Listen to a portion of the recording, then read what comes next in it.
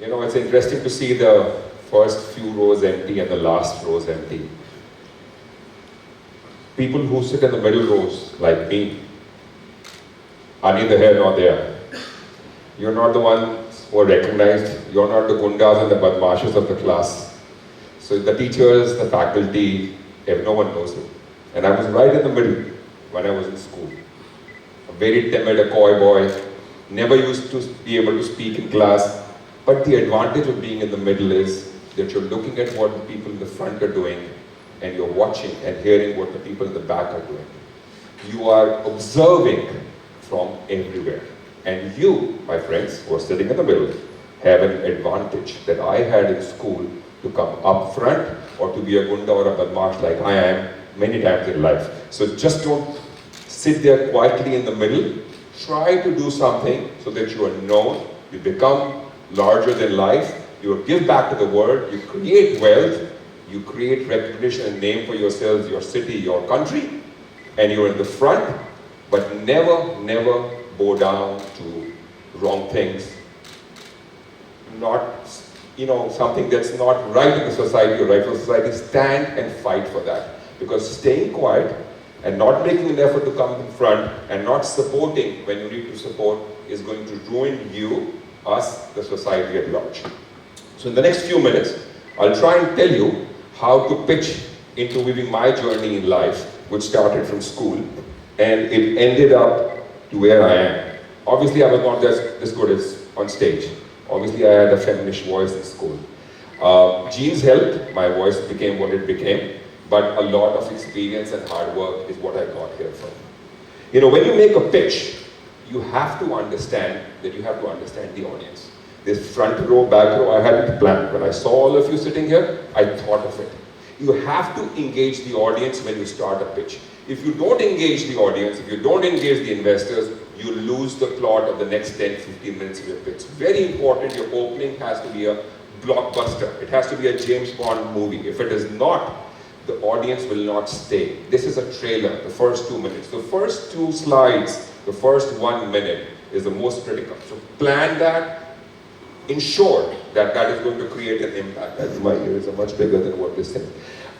Always make sure that this will create an impact. That is the most important part of any pitch.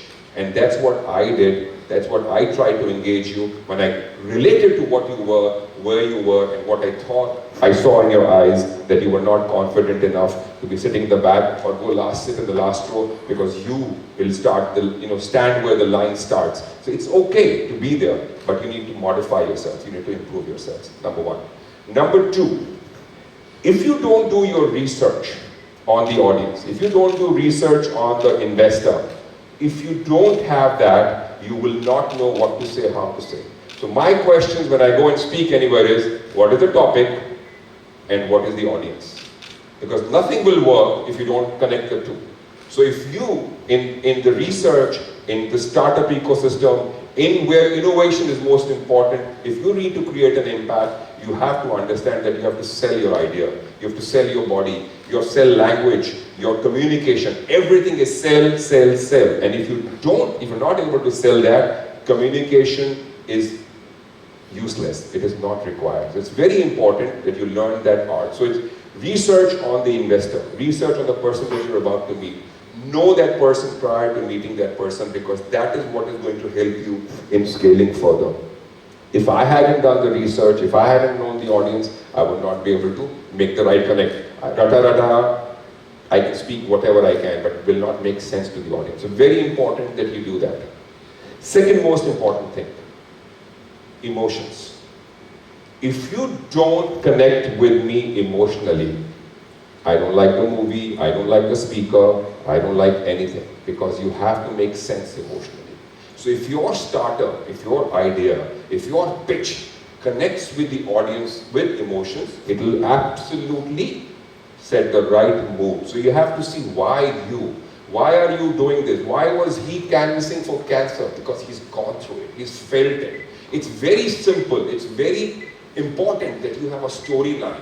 Why are you doing what you're doing? If you're just doing something because you want to make money, Say that this is the only way that I think my capabilities can make money and I want to make money. That's emotion. There's no good or bad emotion. All emotions are great. How you use them, how you enforce them is the most important thing. So honestly speaking, there has to be a reason why you're doing that startup. So if you're 1 minute opening and then an emotional connect, you have the audience, you have the investor. So your pitch should start with a bang, have an emotional connect. Why you? And I'll tell you how I have become what I have become. As I said, I was a middle, 65, 70%, like about 10th shortest guy in class, could not speak, no drama, no debate, nothing. I didn't know how to tell a joke. I was bad at all of that. But I realized that I was wrong. So what did I do? I went to my younger cousins, 6, 7-year-olds. They were my audience because they were not judging me. My batchmates, my schoolmates, my teachers, my friends, they know who I was. They absolutely know. So it's very important that you practice what you're not good at. If it's speaking, it's speaking. If it's communication, it's communication. Whatever it is, so I practiced a lot. And I suddenly, when I came out of college, I was a little more confident person, but still, I was confident when I was alone. I could stand in front of the mirror and talk for hours. I had no written speech ever. My thoughts and my speech were in absolute sync, and that is what is most important. You cannot be thinking while you're speaking. But when I came to people, I was quiet. So I realized that there's something basically wrong with me. So 3 things I'll tell you were 3 setbacks in my life. I was good at studies, I was good at reading in terms of 65, 70%, I wanted to go to IIT. I gave IIT in my 12th, after my 12th standard. I got 2200 some number. They gave me DMAT Calcutta, which is marine engineering. I wanted to be a textile engineer. I said, 1600 is the position that I need to be at. Next year I'll crack this, no problem. 600 positions, not a difficult thing. I joined the local college here in Jaipur. I did not even get DMT Calcutta next year. So IIT rejected me, I couldn't make it. I finished science graduation as a normal BSc student, which is fine. Final year, I gave my father was an army person. I said, I'll have to go to the army now. I don't think I can become an engineer. So I gave the IMA, which is, in post, the 3rd year of your college. Got selected in the written exam. As I said, I was good at reading. Went to the interview. Because there were teachers and army officers and doctors and psychologists who did not know me, I spoke very well. Got through the verbal interview also, which is the most difficult. Just 3 of us out of 100 odd got through that verbal interview. Rejected medically. They said, you have to go and operate your toes, otherwise you can't run. I said, I can run. I'm an athlete, I can run. I did not go for the operation. It was a minor operation, but I decided if I'm rejected, I'll reject the army. I don't have to go to the army. I went back. Came back, joined my mother for business. Did not get along with my father. He said, you spend too much money, you don't know. I said, no, my philosophy is to make more money and spend more money. The more you spend, the more marketing. Did not get along. So I had to escape.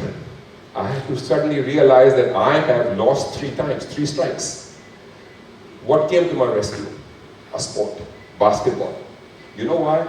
Because on the field, it's a team play. No matter how good I am, no matter how good you are, if your team is not good, and that's when in a pitch you should talk about your team. Because after the first 2 things that you've crossed, if I as an investor or I as an audience don't see you as a team player, you are no good. If you are I, you are no good. You have to be we. All of us together. It has to be us. It can never be I. In the startup ecosystem, in the pitching ecosystem, it makes you humble. It makes you, shows that you respect your teammates. So it's very important that you bring your team in the pitch after that. And that's what I did with my basketball. Basketball took me to the US, American kids. I started coaching. They again did not judge me. And they had all these slangs from, you can bull, cow, whatever you want to add after that. And I realized what's the difference between holy, bull, cow, and whatever you want to use after that. And that's what educated me. And when I came back from the US, that thappa after 3-4 years, oh, you to American ban gaya, accent change, ye wo, and that is what In the audience that I was earlier with, I became what I am. The confidence showed on stage and I changed for good. And that is what has made me what I am. Life takes you through it, but you have to make efforts. You know, it's a juggle between destiny and what you make out of it. So just don't blame it. It will give you opportunities like it has given me, but I became a much more confident person. When I came back to India for good after 6 years in US, it really took me to the next level. So on your pitching, you have to have your team at the fourth most thing. Then, I was not good at mathematics in school. And numbers are the most important thing that a startup has to know as a co-founder or as a CTO. If you don't make sense to me or don't make business sense to me that you can make profit, it will not work. I was an average math student, but my mental maths was very good. I could do maths very quickly in my mind. I can do multiplication while I'm talking to you. I was so good at it, but I never showed. In 11th grade, I had a small incident. Teacher gave us she gave us a different kind of a problem on the board, and let's see who will do it the first. Obviously, my hand, went up first, and I said the answer is whatever, 25. And the person whose hand went up next says, no, ma'am, it's not 25, it's 26. So she goes, oh, and I used to be called MP, because if MP is saying it must be right, he's very good, I saw his paper, he's right. But I realized while she was saying this statement that I was wrong because 26 was the right answer. I said, ma'am, I'm sorry, I think 26 is the right answer. So she looked at the board again and she corrected herself. But the confidence in her on me changed my life. And that is what is something very important. And the fact that I was good at mental maths added to the value when I did business. And that convinced me and my father on how to change the business model from the early 90s to late 90s with internet, with profitability, global economies, German unification, Iran war, all these things happening on the sidelines, and I could convince my father because of numbers. And as a startup, when you're pitching, the fourth thing that comes is your numbers. You have to convince me on the profitability. You have to convince me on the CAC, the unit economics, how will you make money? If you want to do impact, then you tell me impact. I will be helping 600 cancer students. I will be helping 6,000 villagers. I will be providing water. You have to share numbers. It's not just, numbers does not just necessarily mean money. So your impact on yourselves, on the startup, on my investment, your investment of time and energy and knowledge, all that needs to match. So you have to be immaculate in your numbers. If you don't know the numbers, no matter how good your story is, how good your opening is, how emotionally you're connected, you will fail because the emotions will drown you down and money is needed. So no matter how philosophical we can be, how important love, care and emotions are, at the bottom line is money. So you have to understand that no matter where you go and work, what you do, if it is not about money, you will never be able to stand tall because the times get tough, money gets you through. You know, a brilliant story on highs and lows of success and bankruptcies. It's not easy to stand up. It needs a lot of courage. Many can't, but I'm sure if you have the numbers right in your life, you will be able to pitch the right kind of pitch to the right person. So it's very important that you have these numbers in right. Lastly, honestly speaking, if everything is right, if everything is good, the market size doesn't matter, all those slides don't matter. Ultimately, you're here to pitch. What are you here to pitch? As an investor, not an investment, not just selling that you are the best person to be doing this research or this study, but the fact I as an investor or I in the audience can actually use your services or refer your services to people who I think you would know. If you're not able to sell me the idea by the end of the pitch, you have not lived it.